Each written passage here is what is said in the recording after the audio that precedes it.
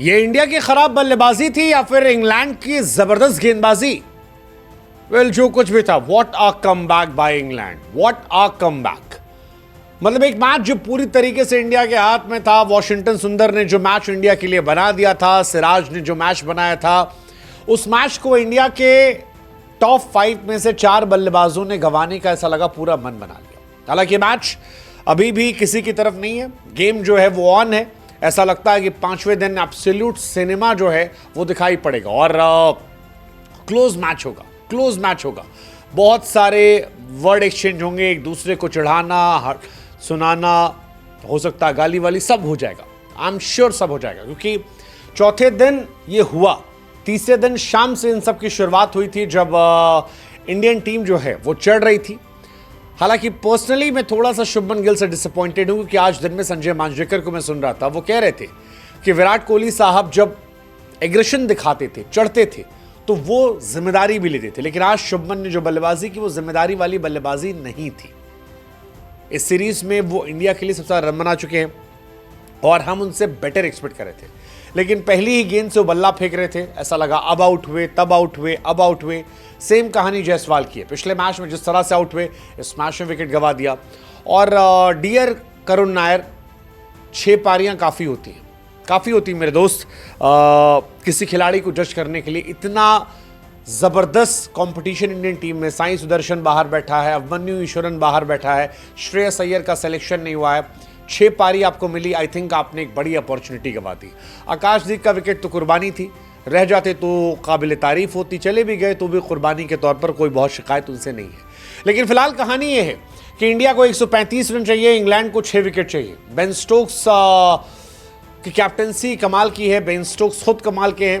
Cars और Stokes, इन दोनों ने जोर लगाया और जोर लगाने का असर था कि इंडिया जो है वो फिलहाल थोड़ी बैकफुट पर है। इंग्लैंड थोड़ा सा स्लाइटली आगे है। हालांकि इंडिया के पास अभी बैटिंग काफ़ी है, अभी भी केएल राहुल की क्लास जो है वो क्रीज पर है। You have Rishabh Pant, you have Ravindra Jadeja, you have Washington सुंदर। तो ये 4 खिलाड़ी है, नीतीश रेड्डी, 5 खिलाड़ी। क्या 5 खिलाड़ी इंडिया के 135 रन बना पाएंगे?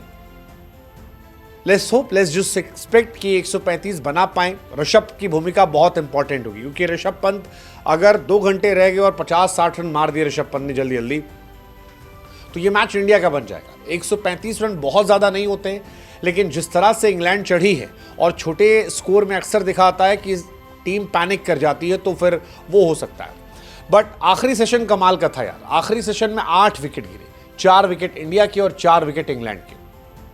ज़बरदस्त, मतलब गेंदबाजों का सेशन था। पहली पारी में इंग्लैंड ने 387 बनाए, इंडिया ने 387 बनाए। इंग्लैंड ये एक्सपेक्ट कर रही होगी कि यार वो 250-300 बनाएंगे।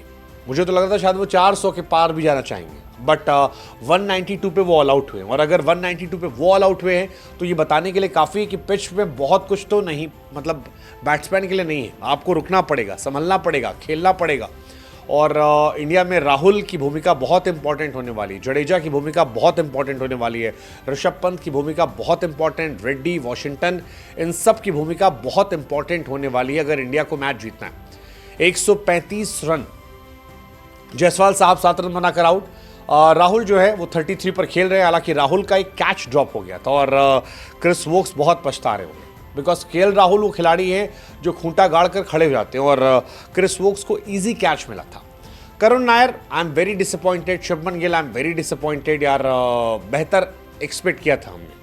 अब ये लो स्कोरिंग मैच में क्या होगा? 136 साल बाद इतने सारे विकेट गिर रहे हैं।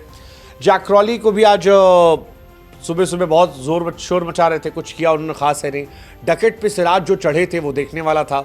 ओली पोप, रूट को जिस तरह से बोल्ड किया गया, I mean what a wicket यार। जो रूट का विकेट था, जो रूट बोल्ड हुए, स्टोक्स बोल्ड हुए, ब्रूक बोल्ड हुए, आज काफ़ी बोल्ड हुए। जिमी स्मिथ को बोल्ड किया गया, क्रिस वोक्स को बोल्ड किया गया, ब्रेंडन कास्ट जो है वो बोल्ड हुए, बशीर जो है वो बोल्ड हुए। सो सबसे ज़्यादा खिलाड़ी बोल्ड इस टेस्ट मैच में इंग्लैंड के लिए, ये देखने वाली बात है कि ये भी अपने आप में एक बड़ा रिकॉर्ड है। बट मेरे लिए यार वही एक डिसअपॉइंटमेंट था कि आपने जितना एग्रेशन दिखाया था, उसको एग्रेशन अगर आप चैनलाइज कर लो तो वो कमाल की चीज़ है। I am sure Shubman Gill को ये सीखना पड़ेगा, ये उम्र के तकाजे के साथ आएगा, क्योंकि केएल राहुल को भी देखा होगा आपने, बेन स्टोक्स काफ़ी चिढ़ाने की कोशिश कर रहे थे, लेकिन राहुल काम थे, बर्फ़ की तरह शांत थे और वो उनकी खूबसूरती है। अब जो भी ये मैच जीतेगा वो इस टेस्ट सीरीज में आगे हो जाएगा और ये बहुत क्लोज आकर जीतना हारना होगा। इंग्लैंड ने गलतियां की हैं, बट इंडिया का ये मैच था और अगर इंडिया यहां से हारी तो मेरे लिए बड़ा डिसअपॉइंटमेंट होगा। मतलब इंडिया एक्चुअली इस मैच में बहुत क्लोज थी और इंडिया को ये करना चाहिए। मतलब मुझे लगता है कि इंडिया अगर इस मैच को गंवाती है तो बेवकूफ़ी है, बेवकूफ़ी। हालांकि अभी मैच इंडिया के पास ही है। यू हैव राहुल, जैसा मैंने कहा, राहुल है, नीतीश रेड्डी, ऋषभ पंत, वॉशिंगटन सुंदर, रविंद्र जडेजा, ठीक ठाक खिलाड़ी हैं। 135 ये बना सकते हैं, बट फिर वही कहानी कि यार ये मैच और अच्छा हो सकता था और जिम्मेदारी से बल्लेबाजी करुण नायर कर सकते थे। करुण नायर ने बॉल छोड़ी यार इस सीरीज में। 20 run, 31 run, 26 run, 40 run, 14 run.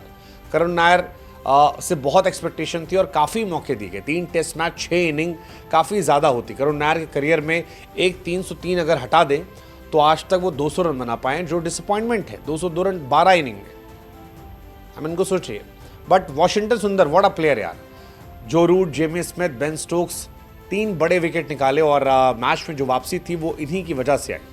तो कमाल का स्पेल था। मतलब मुझे लगता है बहुत अच्छा बॉलिंग स्पेल था इंडिया का। स्पिनर्स की तरफ से टॉप स्पेल्स में से वॉशिंगटन का भी एक स्पेल जो है वो आया और टफ कॉल थी उनको शामिल करना, कुलदीप यादव को बाहर बिठाकर।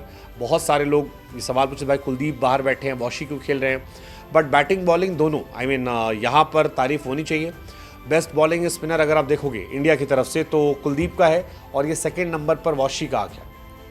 तो ये बताने के लिए काफ़ी कि वॉशी शानदार प्लेयर है। हम एक्सपेक्ट करें कि वॉशी बैट से भी कंट्रीब्यूट करें और इंडिया मैच जीते, क्योंकि इंडिया का आखिरी 3-4 जो विकेट है वो तो फुस आता है, ऐसे गायब हो जाएगा। But let's just hope.